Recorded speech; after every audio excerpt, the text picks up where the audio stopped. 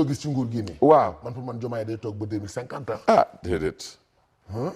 waaw dañuy kafantu di waxtaan nii rek ndax kenn du ñu dégg man ak yow du waxtaan wu sérieux. mais nañu waxtaan rek. waaw xam man du bëgg waaw naa du xam. kii. nga affaire xam ne après yow loo Sonko gis ci réew mi après nga wax ma ci làmb ji. Sonko après foog nga wax ma ci làmb ji.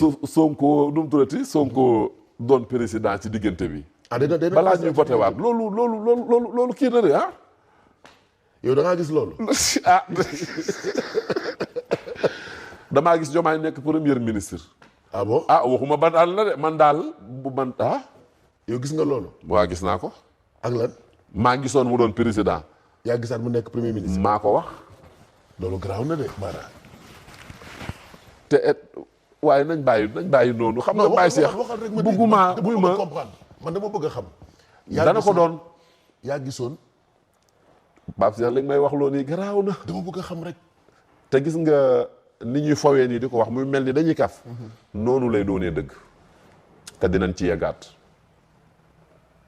dara du ko dindi. te Sonko ak Diomaye. ñu bari nañ def attention. surtout jëm ci côté famille yi ci ñoom. dama cee gis kilifa guy rocceeku faatu.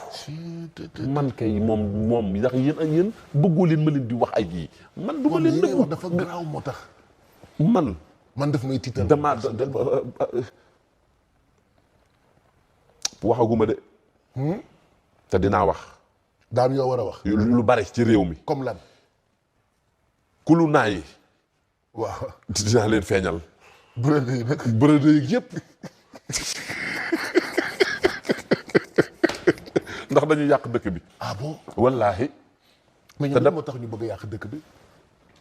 ñu bari da ngaa jàpp ne dañoo bañ Sonko wala Diomaye. réew mi lañ bëggul. génn góor képp a fi nekkoon Sénégal. 2019 ba tey génn góor moo fi ne. muy Sonko. moo takk tubayam jàkkaarloog Macky Sall la ñëpp a ngi fi woon. kenn waxut. kenn rek a waxoon nag.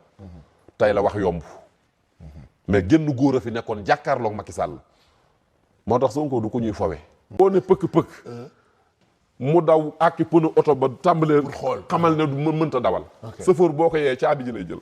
man dama bëgg xam ne lan ngay liggéey fooy liggéey ak lan ngay liggéey. man man maa ngi sama kër di liggéey. te li ci gën a doy waar mooy ñi ma yàlla booleel ci wàllum seet. man du ma seete petaaw ndeysaan sa xarit ba daba booy. daba booy ndeysaan sama xarit la woon. du ma seete mbind yii gars yi di def. gis nga chiffres yi ma lay jox. chiffre bu ma la ci jox.